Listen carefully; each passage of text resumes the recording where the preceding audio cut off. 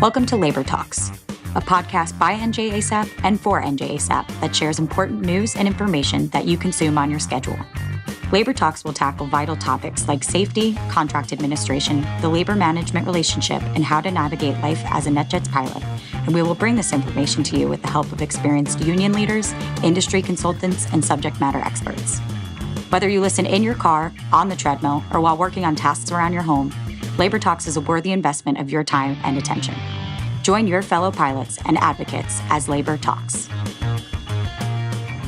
Welcome to Labor Talks. I'm your host, Clare Carey. Join me on today's episode where we will learn about the committees available to you for handling conflict, both on and off the flight deck. Going through this episode, you'll hear me sit down with Pro Standards Committee Chair, Captain Dan Sutter, Fitness for Duty Assessment Committee Chair, Captain Eric Pottinger, NetJets Pilot Assistance Program Governance Board Member, Captain Noel Blake, and Health and Wellness Committee Member, First Officer Zach Weens, to discuss their respective committees and how they may benefit you as you navigate not only your first year, but also your career at NetJets. So without further ado, Dan Sutter, welcome, and thank you for taking the time to talk with me today. Sure, thanks for having me. Am I correct that you are on tour? I am, yep, mid-tour. Where have you found yourself today? Anywhere good? I just came back from Cologne, Germany earlier. Had an 8.5-hour flight back. Ooh, very cool. Well, thank you for taking the time after that lengthy flight. And Sure. Hopefully we'll make this quick for our members. All right. So Dan, you're the Pro Standards Committee Chair. Tell me, what is Pro Standards? Pro Standards, professional standards, could summarize, we're a conflict resolution committee. Mm-hmm. So what sort of conflicts do you deal with? Generally, conflicts between crew members. Mm-hmm. Some people, previous experiences, Pro Standards was more involved in uniform stuff or other things. Here we really focus on the relationship and between crew members and their ability to operate as professionals on the flight deck. Great. So if I'm having an issue with my paired crew member for that week, your committee would be the one to call? That's correct, yep. And is it just like personality conflicts? Not just strictly any real concern you have about somebody you're flying with. Sometimes we're kind of the catch-all, so really anything will take calls or cases and we can refer them to where they belong. Sometimes it may be FDAC, sometimes, PAP, or a lot of these issues sometimes are multifaceted, but we can help sort through those with you. Sure. So walk me through a scenario. I'm day 3 on my tour. The person I'm flying with is really getting on my nerves, and I contact your committee. What does that look like? Yeah, and that's key, is contacting us when you first sense something is wrong. We want proactiveness is best. We're conflict resolution. We're trying to stay ahead of these issues, trying to prevent mid-tour splits, preventing things from escalating. But when you first feel that and you call us, you can reach us either. You could send an email to prostandards@njasap.com. If it's an immediate issue after hours or something, you can call the steward, and they're kind of versed in what we do. All of our contact information is available on the app under the committees, under Pro Standards. You could just pick any one of us and start dialing, or drop us a text if you'd like, and then we'll communicate you and we'll get a hold of you depending on how urgent you need a call back. So you mentioned timeliness and being proactive. So would your advice to crew members be the first sign of lack of cohesion or, not getting along would be to contact your committee? Absolutely. And this is something I don't think we've done a great job in the past of communicating. People think of Pro Standards, they think of mediations, they think of sitting down, working it out. We had 168 cases last year, and I think we mediated maybe 15 to 20 of them. We don't do very many mediations. That's not primarily what we do, although I think the perception is that's mainly what we do, and it's quite the opposite. That ratio is actually a sign of success, meaning we're allowing people, when they engage proactively, we're preventing splits or preventing the need to mediation. Mediation is really when it kind of gets down to, something more serious or there's a serious conflict in the cockpit. If we can prevent those, that's what we try to do. Okay, so let's walk through a scenario where I guess it winds up in mediation. The first step being I contact Pro Standards and I tell them I'd like to be split from my crew member. How does that work? Do I call you first? Do I call the FODM? You can always go to the FODM first and request a split. The issue, not issue, but what they ask when you call the FODM, they're going to ask a couple questions. And people need to understand that they don't know what's going on at all. They don't know if you just got in a physical altercation on the ramp somewhere, or if you just flew with a person 3 tours in a row and you just don't want to fly with them a fourth, but you'd be happy to fly with them, a few weeks down the line. They have no idea anywhere on that spectrum where it is. So they're going to ask you questions. And what tends to happen is people overshare. They start telling the FODM very specific things that happen, and respectfully, your version of events is one-sided, and these aren't things we necessarily want to share, one-sided version of events. What they need to know is just the very basics, very generalities of what's going on. And that's why it's beneficial to contact us first, because then when you contact us, and if you determine in a day or two that, you know what, I do need a split, you can call the FODM. And when you call the FODM at that point, you could just say, I already talked with Pro Standards. They've already guided me on how to handle this call. And that's it. And then they know that the situation has been vetted. And once we receive that split, how is there a certain amount of time that lasts for? It does. So all the standard splits last 45 days, whether it's a zip code pairing, which we'll get into later, or it's immediate. We can't continue on this tour. We tried talking it out and we have an owner trip in 2 hours and we can't safely conduct it. Initially, they all start at 45 days. If there is a mid-tour split, to be frank, there is a higher expectation. Those are the ones that generally result in mediations. Like, we need to understand what broke down to the level that 2 professional pilots couldn't continue on for another day or another 2 days when they've already flown 4 or 5 days together. It's a relatively serious situation, and any professional should be wanting to get to the bottom of what exactly happened. Because what I tell people on these conversations is I guarantee that they will learn something about interacting about themselves and with other crew members. And as a professional pilot, how do you turn that down? It doesn't cost you anything, and I guarantee you're a better pilot coming out of it. I guarantee it. Absolutely.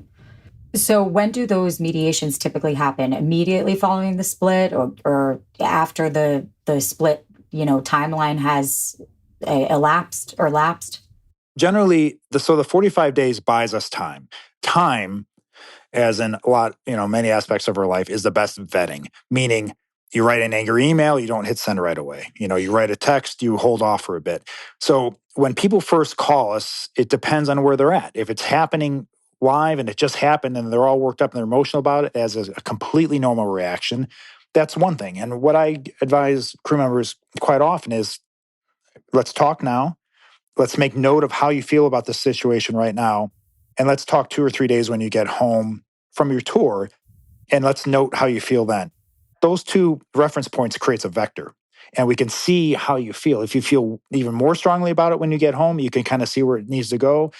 If after 2 or 3 days you realize, oh, maybe I took things out of context and things weren't as bad as I thought, that tells us where we're at. Or if you're just the same, that tells us where we're at. And that guides us, that vector guides us on how to handle that case in the future.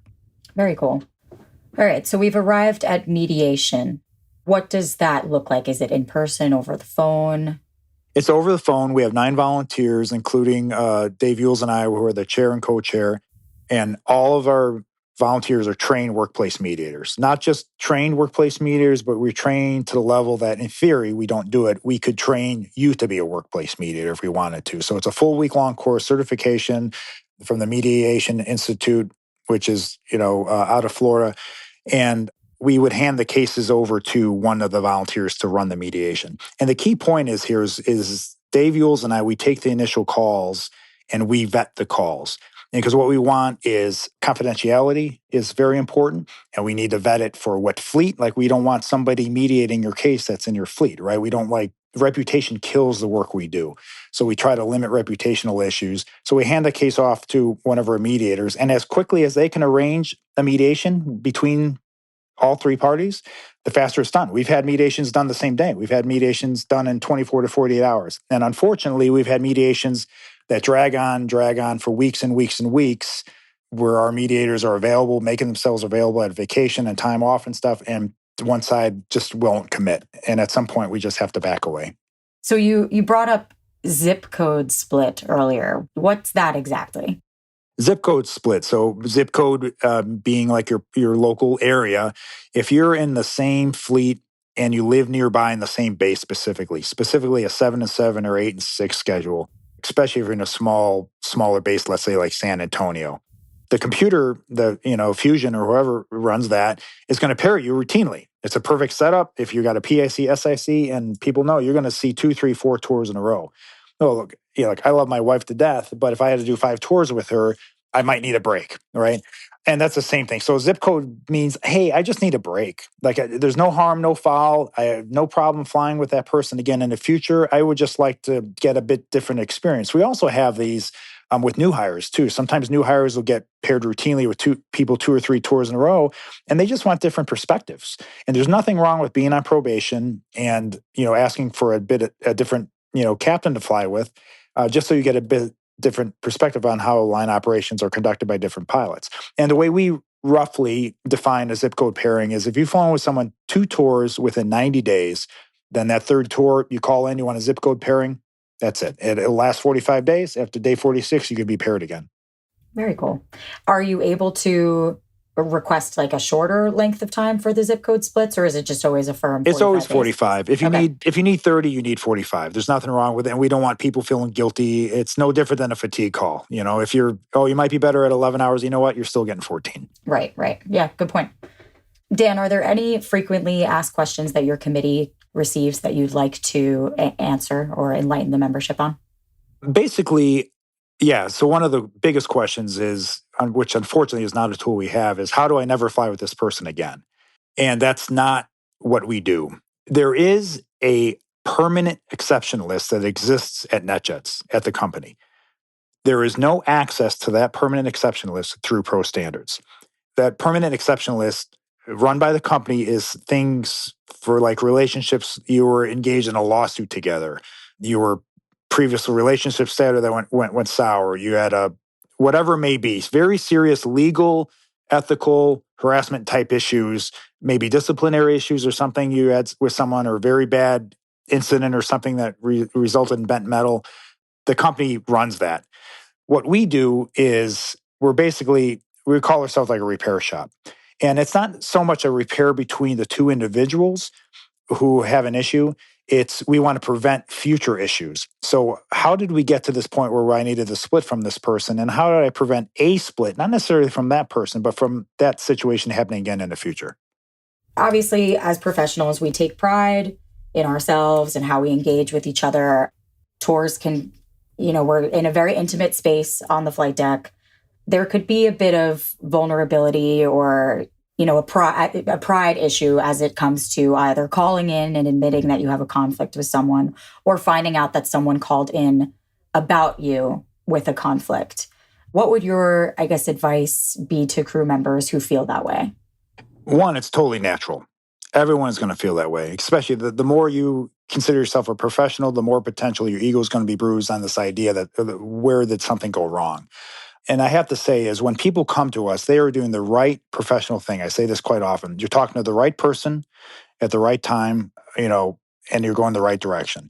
And people think when they come to Pro Standard that somehow they're throwing someone under the bus or turning them in. And that can't be farther from the truth. Because in our world, throwing someone under the bus or turning them in would be writing a one-sided, respectfully, a one-sided version of events down on an email and send it directly to their Don Wiki, their chief pilot or their fleet director, without the chance of a 2-sided, back and forth.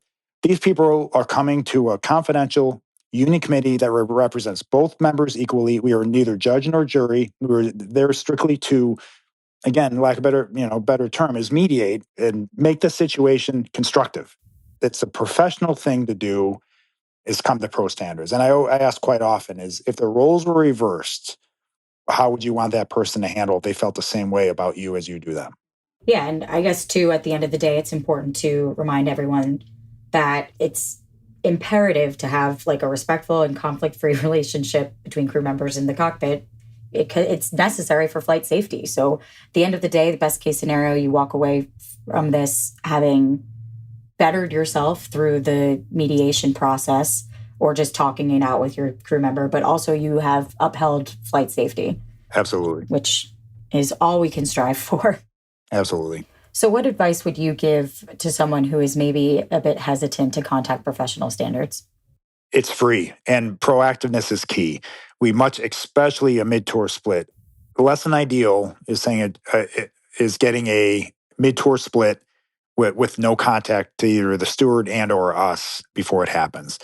Even if it's an hour or two prior, preferably we have it a day or two, because chances are you sense something was off on day 2 or day 3, and on day 5 it's escalated. So proactiveness is key, really above everything else. Reach out to us. Nothing happens without your explicit permission. It's confidential.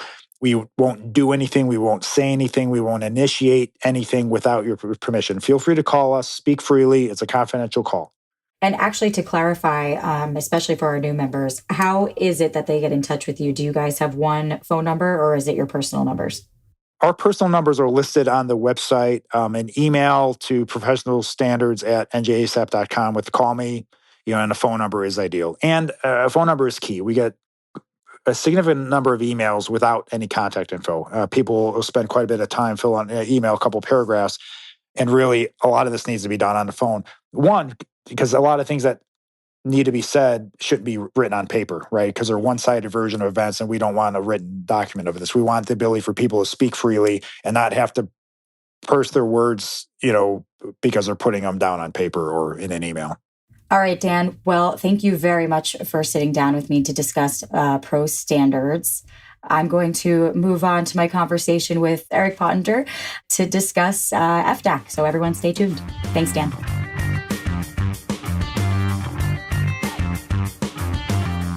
Well, after sitting down with Dan Sutter, I hope everyone has gotten what they've needed about the Professional Standards Committee. Now I have here with me Captain Eric Pottinger, the chairperson of the Fitness for Duty Assessment Committee. Thank you for sitting here with me today, Eric. Thanks for having me, Claire. Lovely day in Columbus, Ohio, waiting for that rain to come in. Are you here for meetings or for? I'm here for a meeting for the PAP group. Okay, awesome. Right, you've kind of got your fingers in multiple pots, don't you? Yes, like you. Yeah. Well, let's get into the Fitness for Duty Assessment Committee. So we just talked about pro standards. Tell me what the difference between the Pro Standards Committee and the FDAC would be.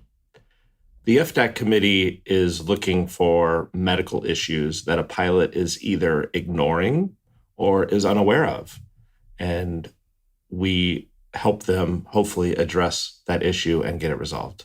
So we just talked about pro standards. That's kind of, as you said, kind of personality conflicts between two pilots in the cockpit.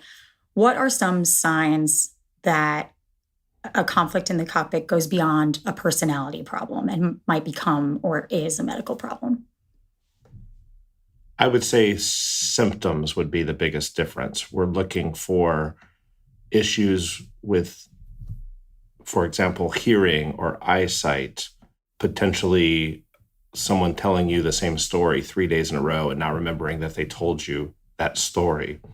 So the difference to me would be that they're displaying some sort of symptom of a medical condition, not a personality fight between the two people in the cockpit. Mm-hmm.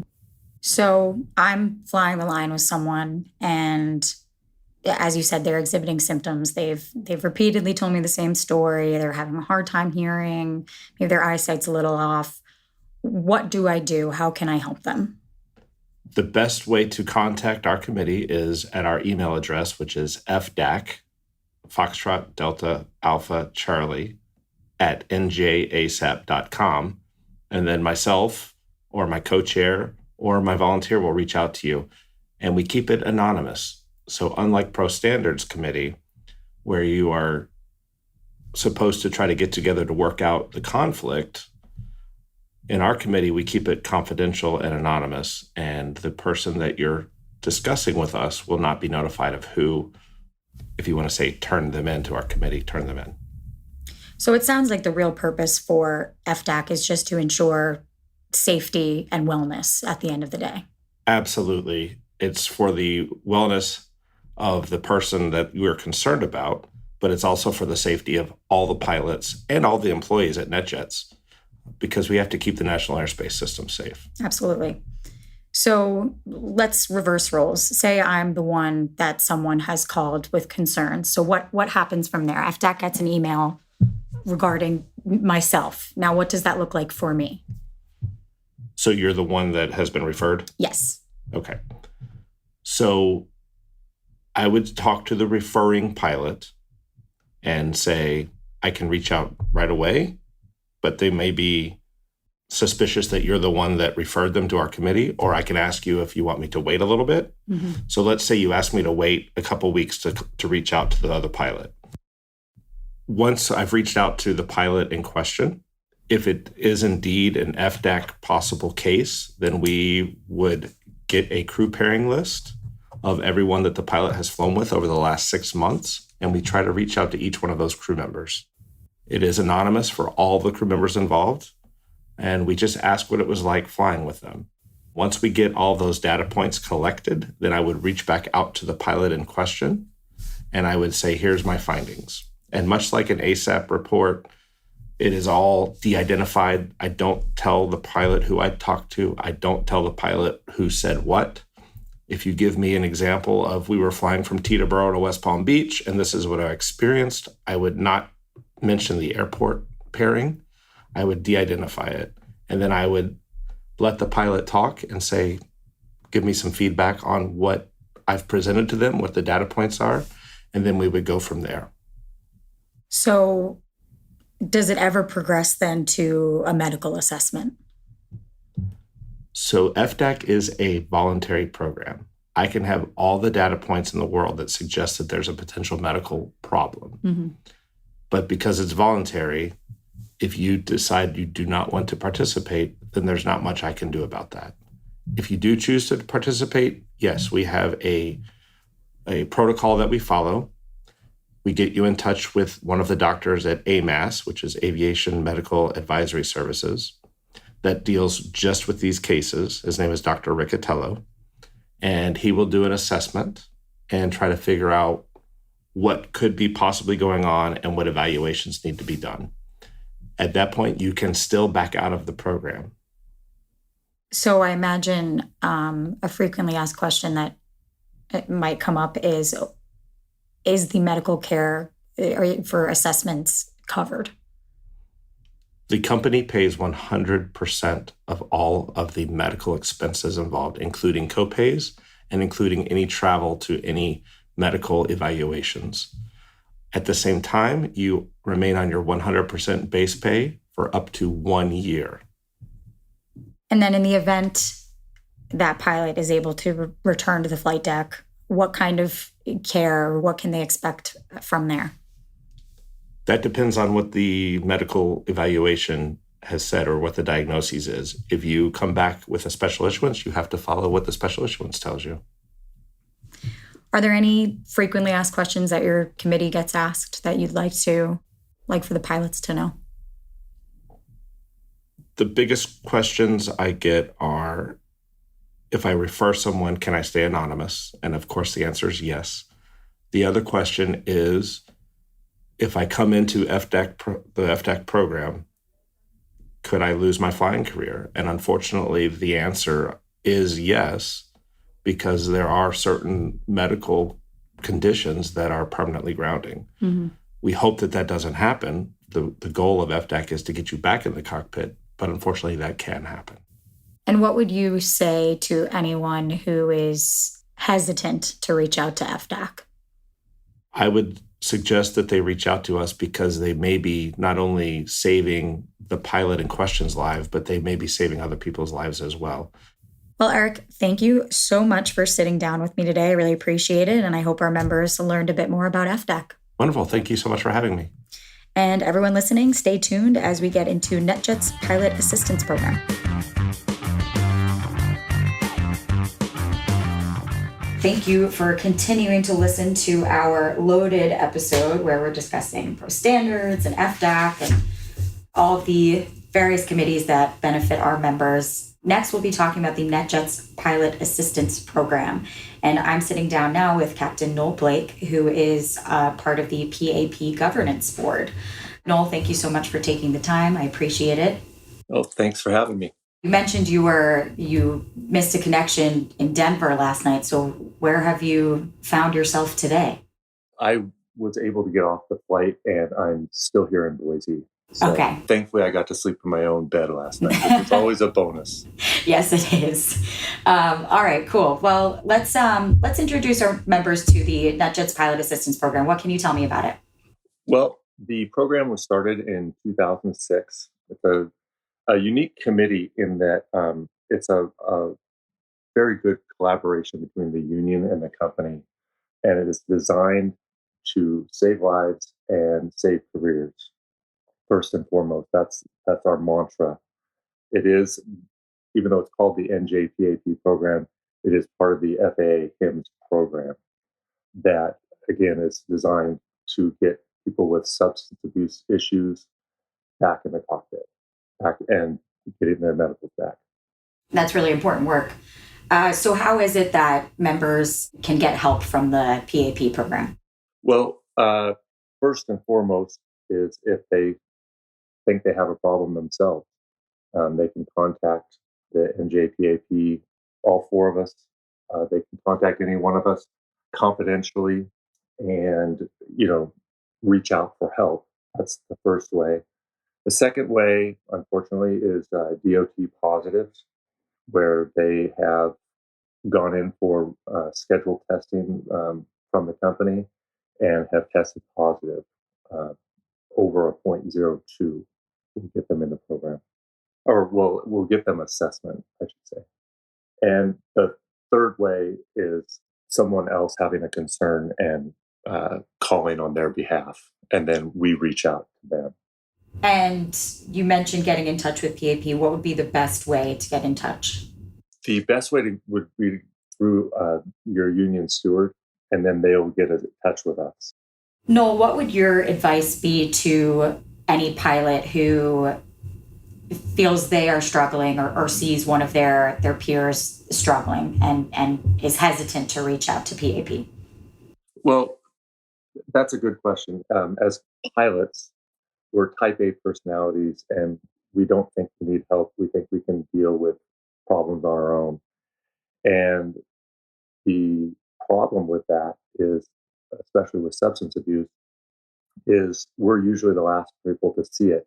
Or if we know it, we don't want anybody to know it, and it stays hidden. But I can speak from personal experience is the program we have at NetJets is one of the most unique and probably one of the best HIMSS programs in the industry. And when you reach out, there is someone there to take your hand and help you get the help you need to save your life and your career. Now, correct me if I'm wrong or I'm misunderstanding, but it's true that people could be hired to NetJets having already been in the HIMSS program. How does that work then once they come here? That's a great question. And that's with all the hiring that's been going on in the last several years. We have at least 4 or 5 already having their special issuance from the FAA. And what happens is we coordinate with AMAS, and they make the transition from the new hires, current doctors, to AMAS, who NetJets contracts.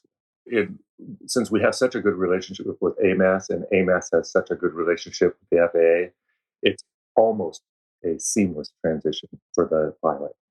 That's great. I imagine that's got to be a relief for some new hires who are going through that. It is. It's a great release because it's something that I know has come up in the interviews, and the interviewers have assured them that it is not a disqualifying. You're not. Especially during your probationary period, it's not something that's going to come up and then you're not going to you're going to be fired or let go. Noel, what are some frequently asked questions that the PAP program gets, if any? Am I going to lose my job if I come forward? How long is it going to take me to get my medical back? And do I have to stop drinking for the rest of my life? Mm-hmm. All right, so take me through that first question. Am I going to lose my job?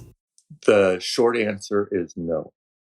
Usually, pilots will come in, especially if there's a fear of losing their job, will come in because of some event that has occurred out on the road, whether it be at a hotel on an overnight. That's unfortunately a common one. So the short answer is no, you will not lose your job. Like I said, the company and the union work very closely together because usually when it comes to the point where you're drinking at work on an overnight, especially to excess, we know that there's an issue and we want to get you the help. And now that second frequently asked question, how long will it take to get my medical back? I imagine that's kind of a case-by-case answer as well. It absolutely is a case-by-case answer. Typically, just a alcohol substance abuse issue right now from start to finish is about 18 months. But that varies with each individual, like you said. Sometimes other issues will come up that were unknown at the time that they came in. So that can vary. And it's the FAA. So just their timeline. You're on the government's timeline. Which, as we know, isn't always very efficient.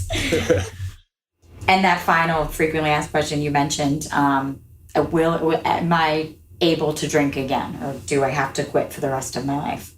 If you want to maintain a special issuance and fly, abstinence for the rest of your career, and hopefully for the rest of your life. Right, because as you said, at the end of the day, this program is designed to help the participants and potentially save lives. Absolutely.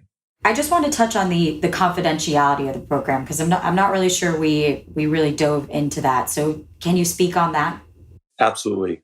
The confidentiality is the cornerstone for this program.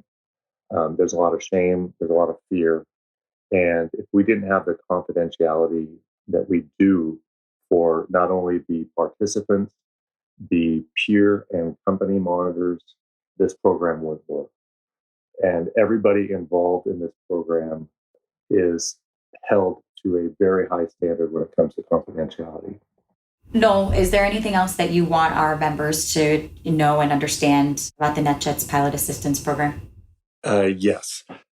The one thing that is great about the way that we've worked with the union and the company is you can reach out anonymously and confidentially to discuss a potential issue, whether for yourself or for someone else. And we can take it from there, whether we need to move forward with an assessment and get you the help you need, or for another airman. All right. Well, Noel, thank you so much for all you do for our membership. And thank you so much for taking the time, sitting down with me, teaching me a few things, and hopefully teaching our members something about the NetJets Pilot Assistance Program. I appreciate it, Claire, and thank you for having me. I hope you're still following along. This is a great episode filled with a lot of resources.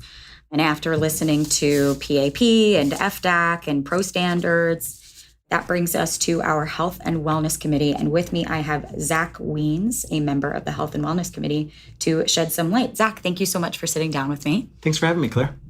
So Zach, our jobs are very stressful. As we go through aviation, stress builds over time. And as pilots, given the nature of what we do, we handle our fair share of frustrating, trying, and challenging moments.